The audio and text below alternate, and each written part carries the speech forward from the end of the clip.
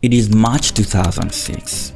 This man, accused of fueling Africa's bloodiest wars, is pacing inside a government safe house. He has been living under Nigerian protection for 3 years. But overnight, everything changes. Ellen Johnson Sirleaf, Liberia's new president, demands his extradition. And now, President Obasanjo is under intense pressure to act. You see, this was no ordinary man. This was Charles Taylor, the former president of Liberia. The international community is watching keenly to see what happens, and then he's gone. Nigerian government officials say former Liberian leader and war crimes suspect Charles Taylor has disappeared from the house where he was living in exile in Nigeria. The Nigerian government releases a short naval statement. Charles Taylor is missing from his residence. This was quite embarrassing. Almost immediately, phones explode across embassies. Soldiers meant to be on guard in this residence are arrested. Human Rights Watch warns of a catastrophe for justice should Taylor be allowed to escape. At Interpol, a red notice that has been sitting dormant for years suddenly lights up again. Officials began to scramble. A 5-member panel is formed overnight to investigate. Every checkpoint, every airstrip, every border crossing from Calabar to Cameroon is now on high alert. But let's pause here for a second. How did we get here? Why was Charles Taylor living in Nigeria in the first place? And why did he suddenly become the most wanted man on the continent? We are going to provide all security and necessary incentive for lack. This is the second of a 2-part series. If you haven't seen the first one, I'll link it right up here for you to check out. For this part, we'll begin from Charles Taylor's campaign to be president. I will tell you exactly what will happen in Grand Bassa County. I am going to take the oath of office, God willing, on August 2. Following the first Liberia Civil War, human rights groups warned that MPFL, the rebel force which was formed by Charles Taylor, were committing ethnic massacres and rampant abuses. In response, West African nations led by Nigeria sent a peacekeeping force called ECOMOG to Liberia to protect civilians caught in the crossfires. This force clashed repeatedly with Taylor's rebels. Peace remained elusive. Multiple conferences and short-lived ceasefires came and went until the Abuja Peace Accord was signed in 1996. The Liberian people were willing to do anything to make sure there was no return to war. And so, in July 1997, Liberia held elections as part of the peace deal. Charles Taylor campaigned for the presidency with a mix of populist promises and thinly veiled threats.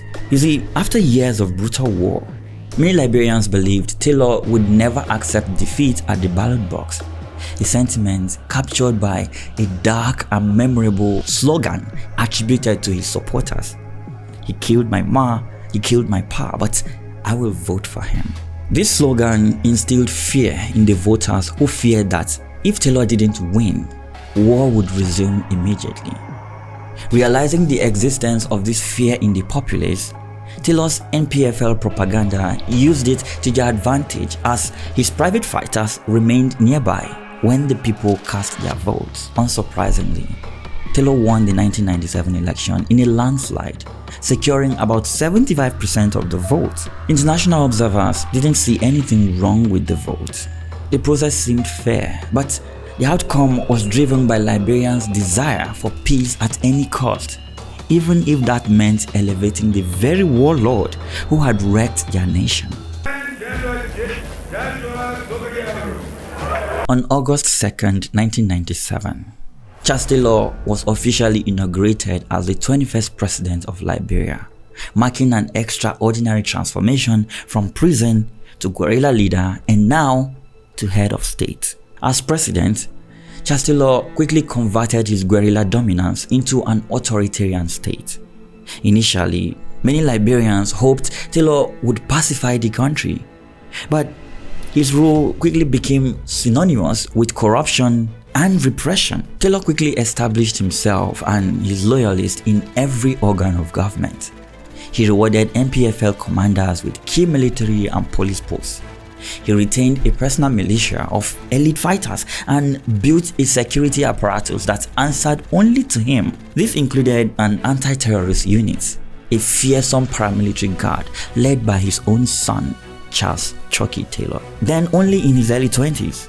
This ATU became notorious for torture and extrajudicial killings, operating from a hilltop base in Batala, central Liberia. Meanwhile, corruption and criminal enterprise flourished at the highest levels. A 2003 review of government records and UN investigations found that President Taylor stole or diverted nearly $100 million of Liberia's funds between 1999 and 2003 alone. This staggering sum, in a country with an almost non-existent budget, went into private accounts, lavish purchases, and fueling conflicts. Taylor siphoned off revenues from every viable sector, from maritime shipping registry fees to timber and rubber exports. You see, in 1999, Taylor took over Liberia's foreign shipping registry, a program where international ships paid to fly Liberia's flag. That registry generated about $18 million a year, and Taylor immediately rerouted its income to buy weapons despite a UN arms embargo. Taylor's personal greed extended to exploiting international aid. For example, when foreign governments donated funds for disarming fighters, Taylor diverted much of that money to himself and rearmed his loyalists instead. Public services collapsed while he and his inner circle amassed wealth. He bought mansions, luxury cars, and maintained multiple wives and mistresses lavishly.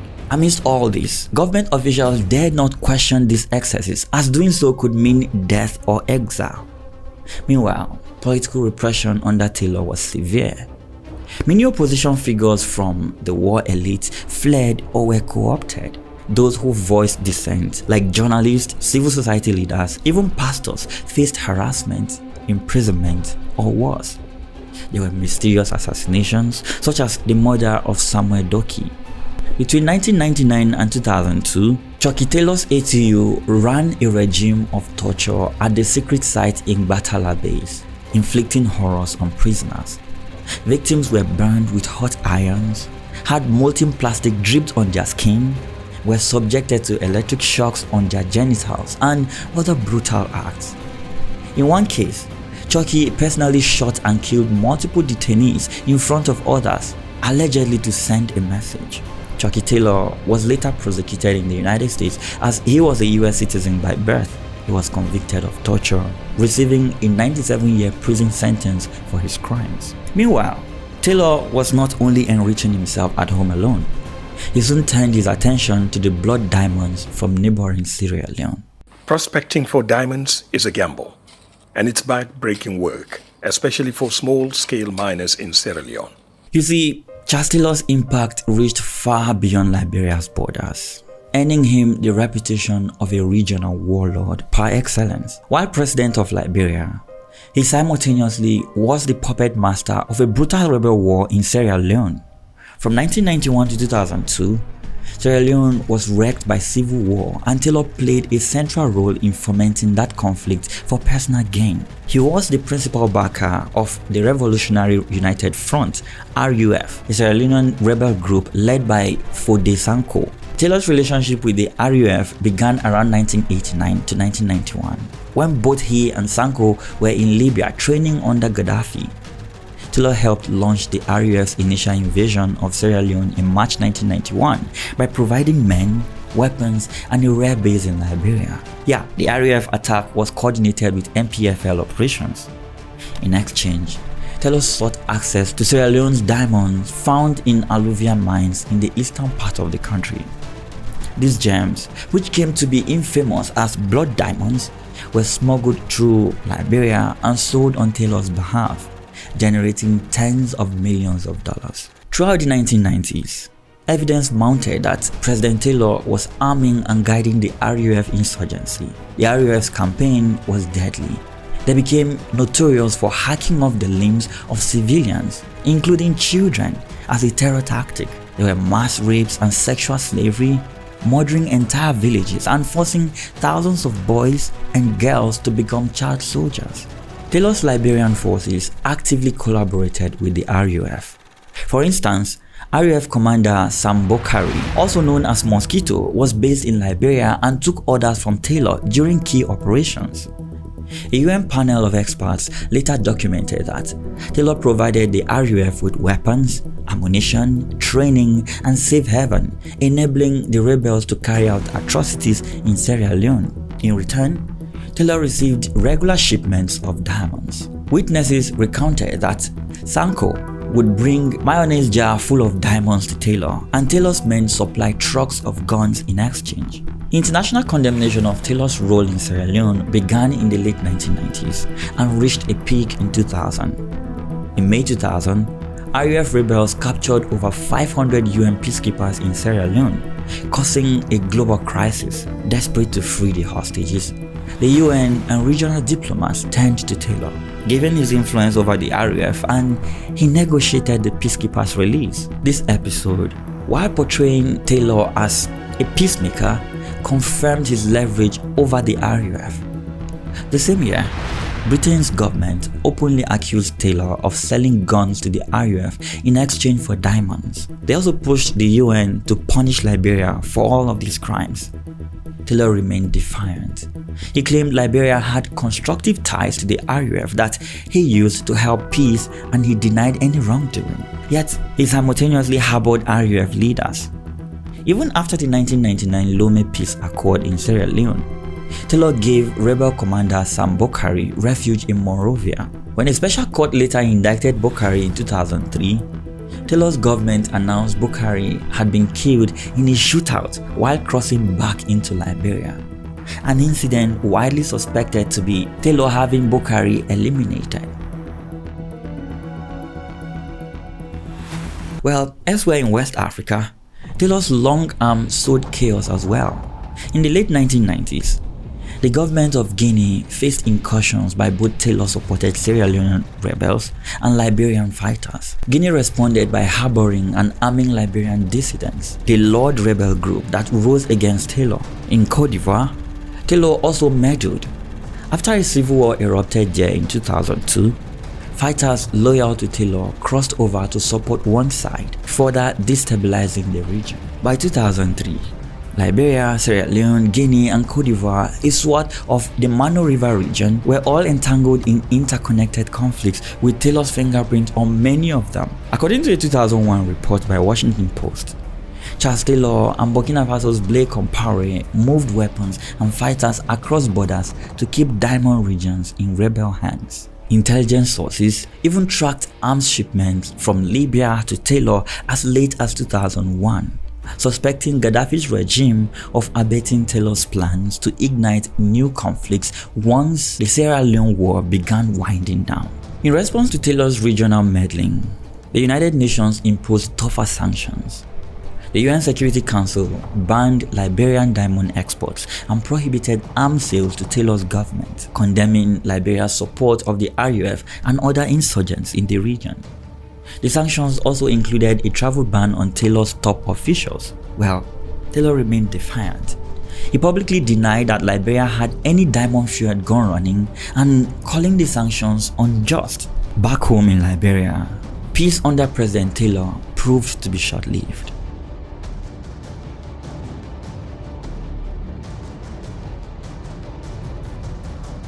You see, towards the end of 1999, Liberia was sliding back into conflict. Taylor's rule was authoritarian and bloody. He had rid himself of rival warlords and critics, often violently. His meddling in the Sierra Leone civil war next door, trading weapons for diamonds with RUF rebels, haven't gone unnoticed either.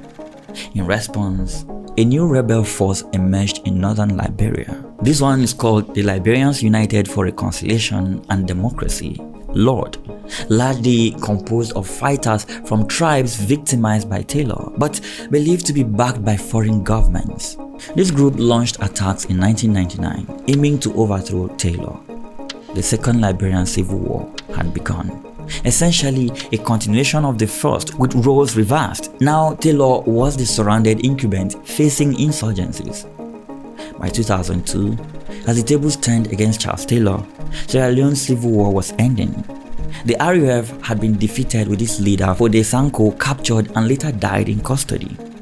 Taylor was now left with no ally.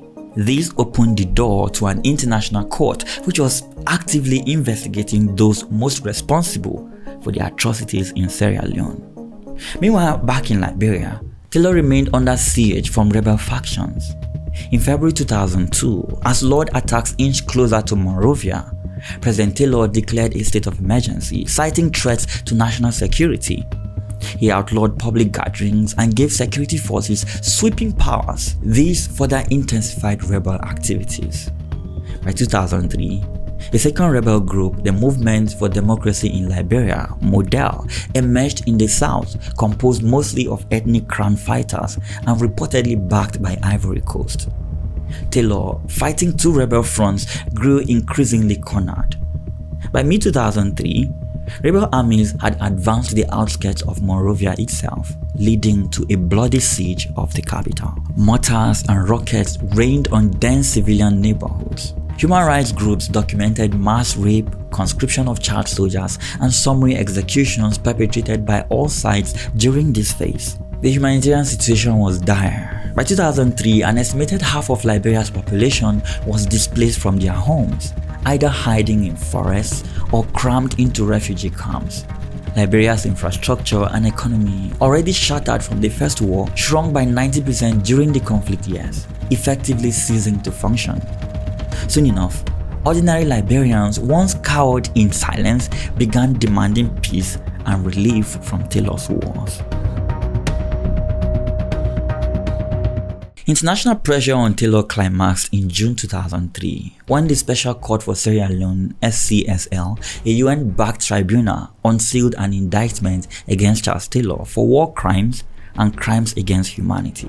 The indictment, approved by the court on March 7, 2003, charged Taylor on 17 counts, later consolidated to 11, for his role in the Sierra Leone atrocities. At the time, Taylor was attending peace talks in Accra, Ghana, aimed at ending Liberia's war. On June 4, 2003, as he sat in Ghana, news of his indictment broke. But the Ghanaian authorities, perhaps fearing disruption, declined to arrest him, allowing Taylor to hastily return to Monrovia. Taylor lashed out, calling his indictment a racist, politically motivated plot by London and Washington to humiliate African leadership. He vowed not to step down unless the indictment was lifted, claiming it undermined Liberia's peace. But his rage could not alter the facts on the ground. Rebel forces were encroaching on Monrovia, laying siege and shelling the city by July 2003. Under intense pressure, both from advancing rebels and from the United States, whose president, George W. Bush, publicly insisted that, quote, Taylor must go, Charles Taylor agreed to resign as part of a peace deal. And so on August 11, 2003, in a ceremony attended by regional leaders, Taylor stepped down and handed power to his vice president, Moses Bela. Let nobody have any concerns about will President Taylor step down. I will step down. In a dramatic farewell address, the somber Taylor declared, quote, I leave you with these words. God willing, I will be back. He then boarded a plane into exile in Nigeria, having secured an asylum offer from Nigerian President Olusegun Obasanjo on the condition that he stay out of Liberian politics. This deal, shaky from the very start, was intended to secure peace in Liberia, which saw the civil war cease in 2003. But it also left the thorny issue of justice unfulfilled.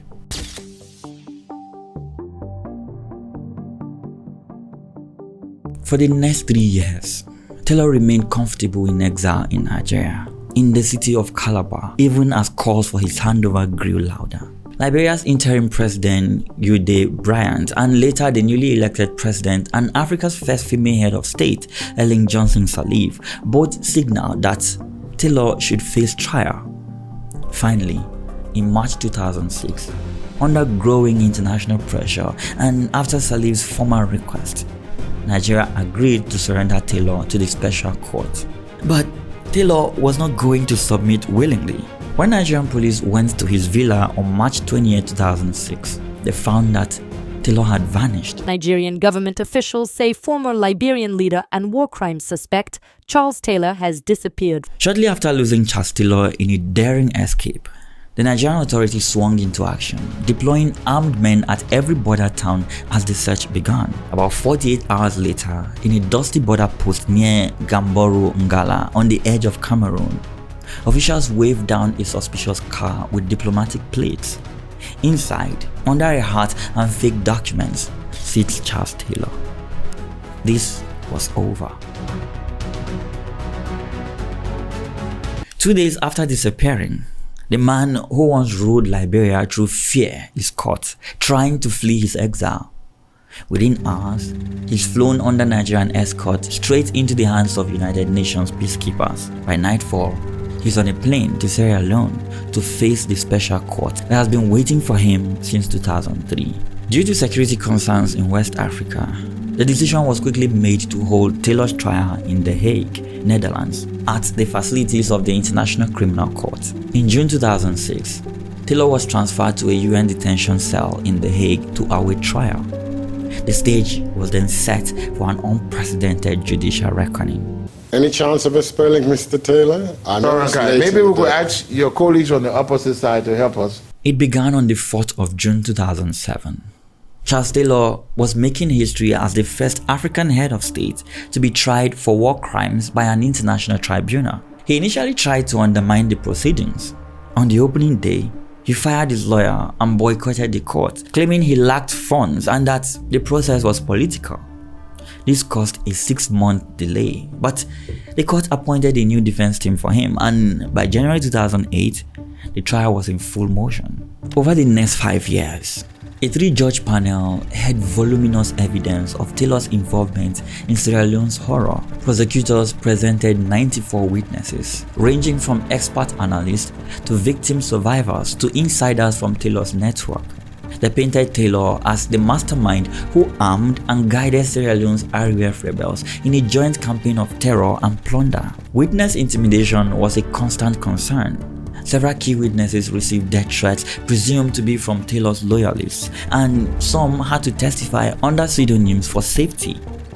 Despite all of this, many testified in open court, revealing chilling details. Perhaps the most disturbing was the testimony of Joseph Zigzag Maza, a former militia commander close to Taylor. They brought the human meat.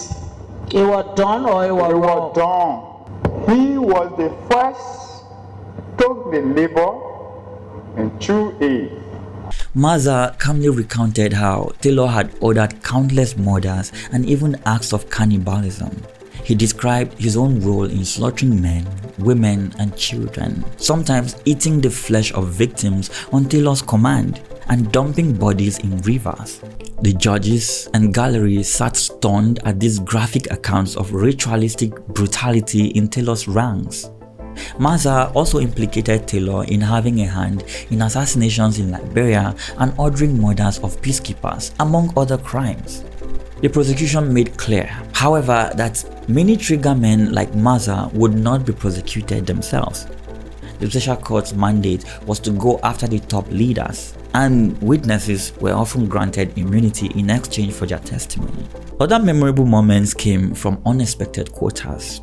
Naomi Campbell, the supermodel, was subpoenaed and testified in August 2010 about the so-called blood diamonds Taylor gave her in 1997. Miss Campbell seemed excited about the diamonds, and she kept talking about them with the witness. And the conversations, if there was a conversation about diamonds, it wasn't to me.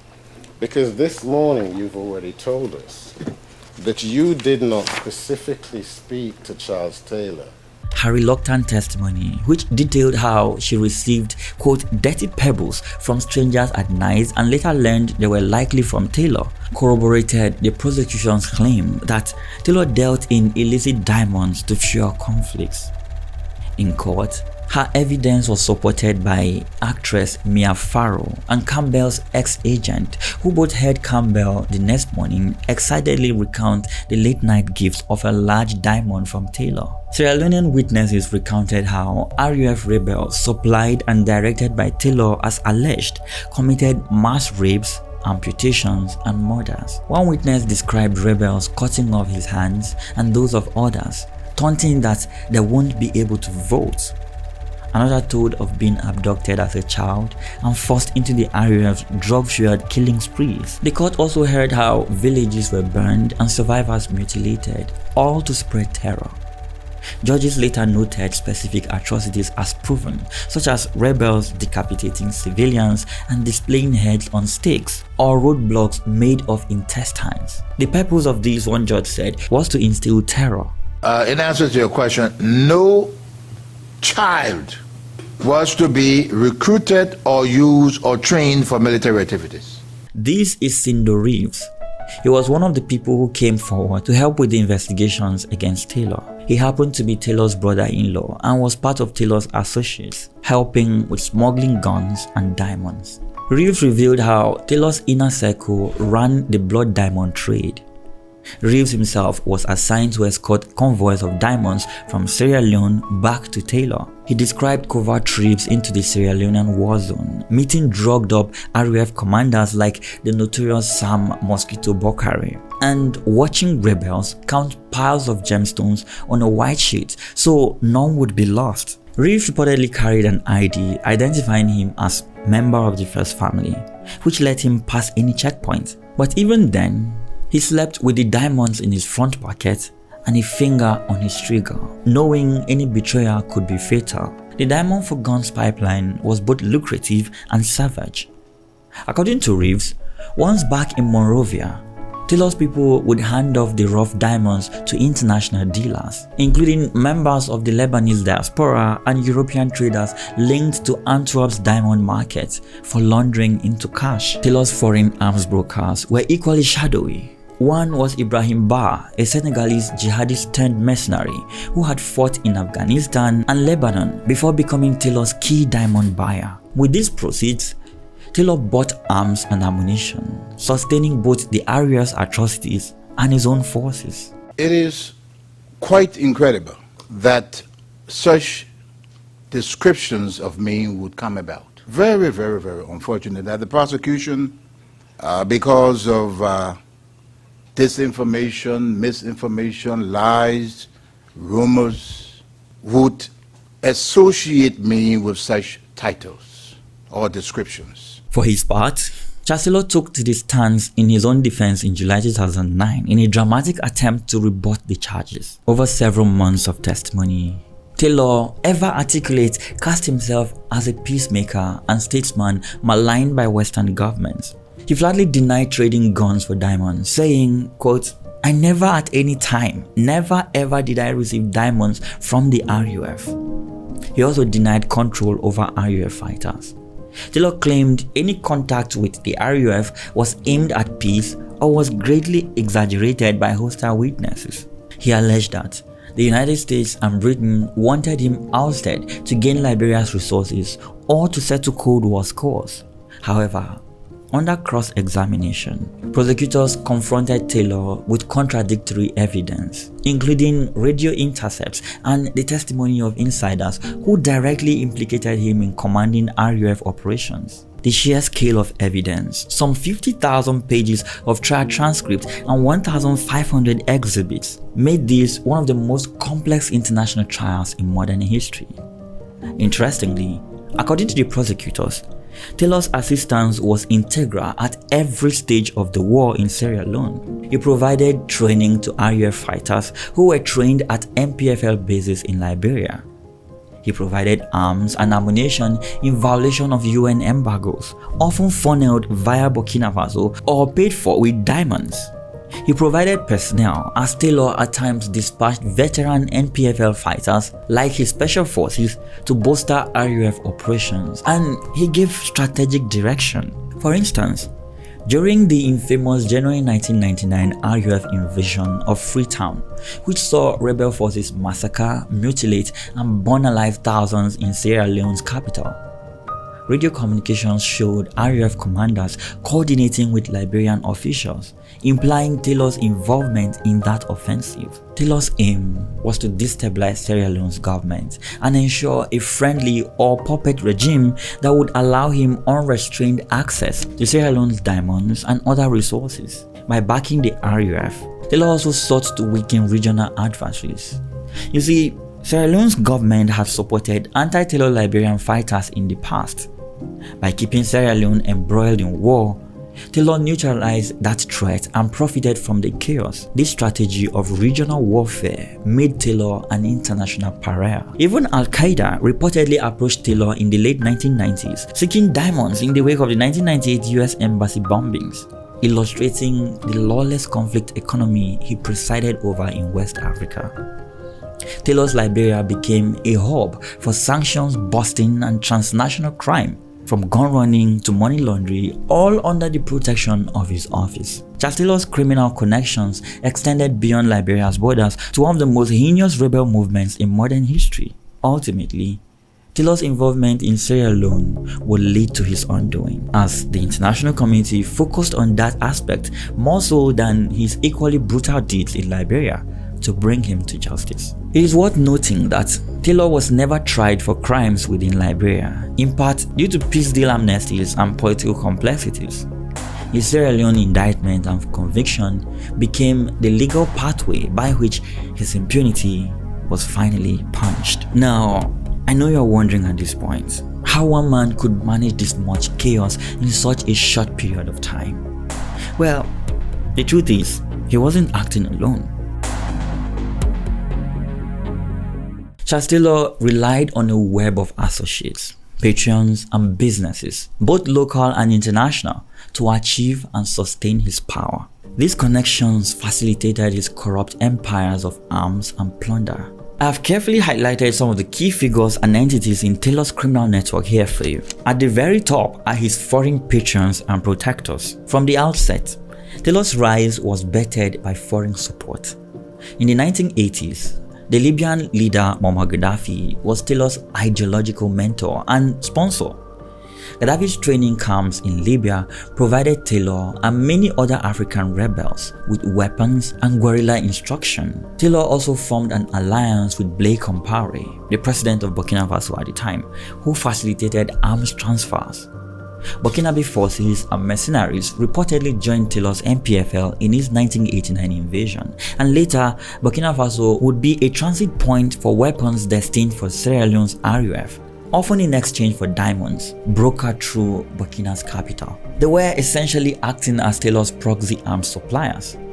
And in Côte d'Ivoire, President Humphrey Bouani initially allowed Taylor to use Ivorian territory to launch the MPFL incursion, seeing Dao as a common enemy. These regional alliances greatly enabled Taylor's war. During Taylor's presidency, his cozy relationship with some neighboring leaders continued. He maintained ties with Togo's Gnassingbé Eyadema and had business dealings across West Africa. Perhaps most crucially, when Taylor was forced out in 2003, Nigeria, under President Olusegun Obasanjo, provided him safe haven. Obasanjo faced criticism for sheltering an accused war criminal, but he argued it was necessary to get Taylor out and end Liberia's war. For nearly 3 years in Nigeria, Taylor lived in a guarded mansion in Calabar, effectively immune from arrest despite several calls for his surrender.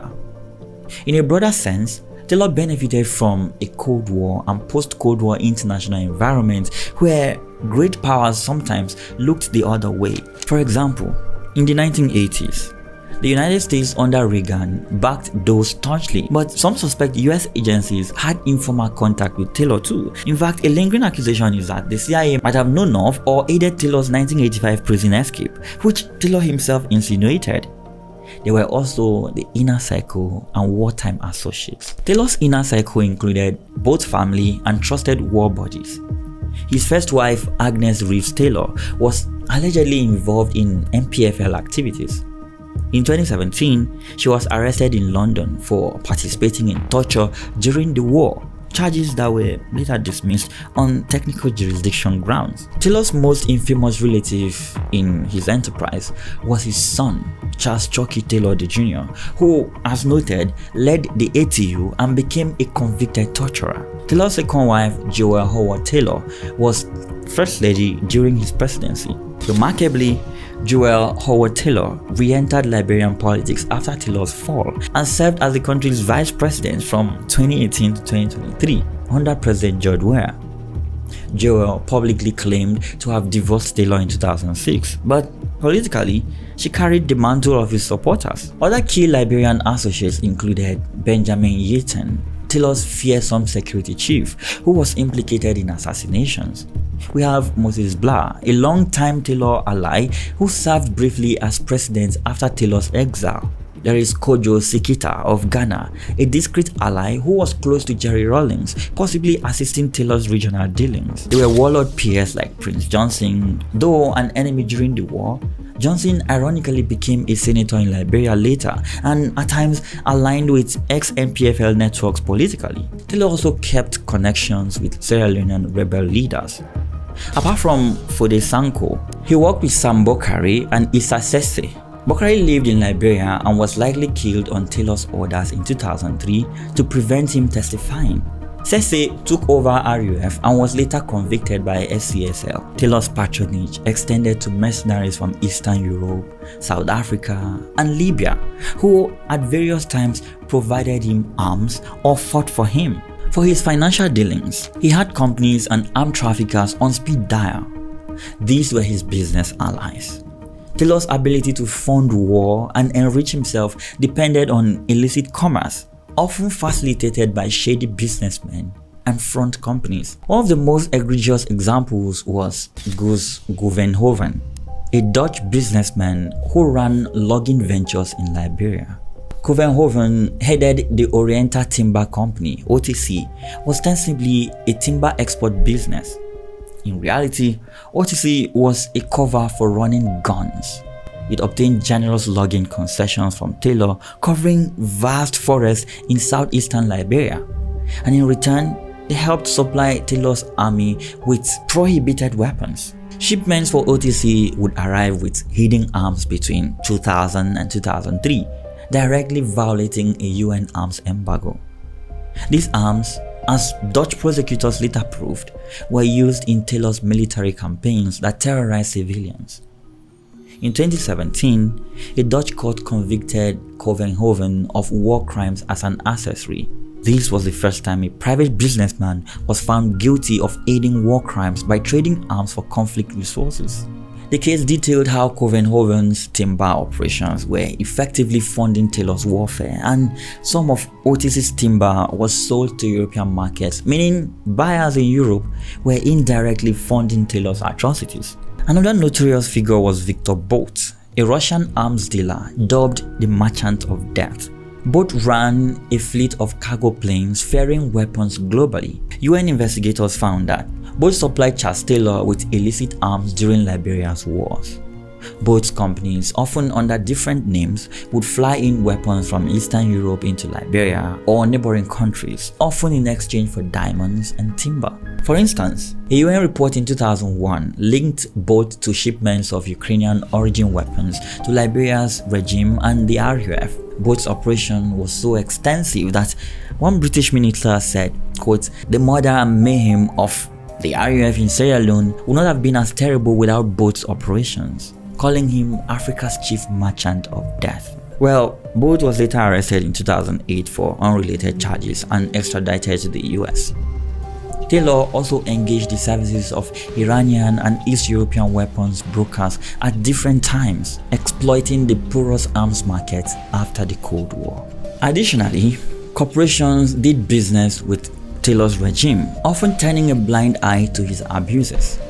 The case of Firestone is now well documented. Firestone, a major American tire manufacturer, had operated a giant rubber plantation in Liberia since 1926. When Taylor's MPFL seized the Firestone plantation during the war in 1990, Firestone evacuated expatriate staff. But remarkably, in 1992, with Taylor controlling the area, Firestone negotiated a deal to reopen the plantation under Taylor's protection. The company reportedly agreed to pay Taylor's administration taxes, fees, and provide supplies, which pumped millions of dollars into Taylor's pockets, therefore becoming a critical revenue stream for him. In essence, Firestone's money helped bankroll Taylor's war effort at a time when he was still fighting rival factions. Taylor would later testify that Firestone's cooperation was, quote, critical to the success of his rebellion. An investigation published by ProPublica in 2014 found that Firestone, desperate to resume rubber tapping, knowingly entered into this first-jam bargain with the warlord, even as the MPFL was committing atrocities. Firestone has maintained it was coerced and simply trying to protect its employees, but documents show the company went to great lengths to appease Taylor's demands. The global trafficking of diamonds was another enterprise used by this warlord. Taylor sold diamonds to international markets via dealers in Europe and the Middle East, often using Liberian diplomatic pouches to smuggle stones. Some Lebanese business people in Monrovia were key middlemen in the diamond trade and acted as Taylor's financiers. Taylor also leveraged Liberia's maritime registry, mentioned earlier, by hiring a new private company run by a Greek shipping magnate in 1999, from which he got hefty kickbacks. In effect, no revenue source was off limits for this man, whether legal or illegal. Taylor used every means to exploit his country through these conspirators. Taylor's associates and connections spanned from warlord allies and family enforcers to white-collar facilitators and even foreign governments. This network enabled him to wage war and pillage with impunity for years. After the defense rested in November 2010 and final arguments were heard in early 2011, the world waited.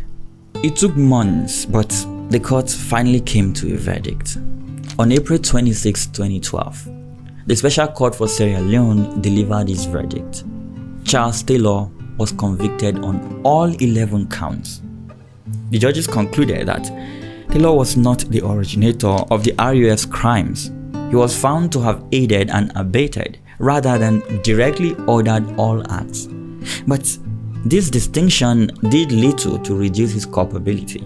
The court ruled that Taylor, quote, substantially contributed to the commission of heinous crimes and knew that his support would assist the crimes. He was also found to have planned certain operations jointly with rebel leaders. In their judgment, the judges emphasized the extreme gravity of the offenses: killings, rapes, mutilations like cutting off hands, sexual slavery, and the use of child soldiers. Taylor was complicit in all of it. One chilling finding was Taylor's provision of material and moral support during the RUF's terror campaign, Operation Pay Yourself, in which rebels looted and abused civilians at will. The court stressed that Taylor's status as a head of state who abused his position to fuel atrocities merited a harsh penalty.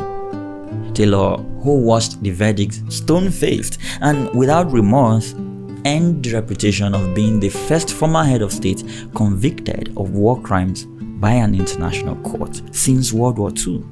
And so in May 2012, Charles Taylor was sentenced to 50 years in prison. Mr. Taylor, will you please rise?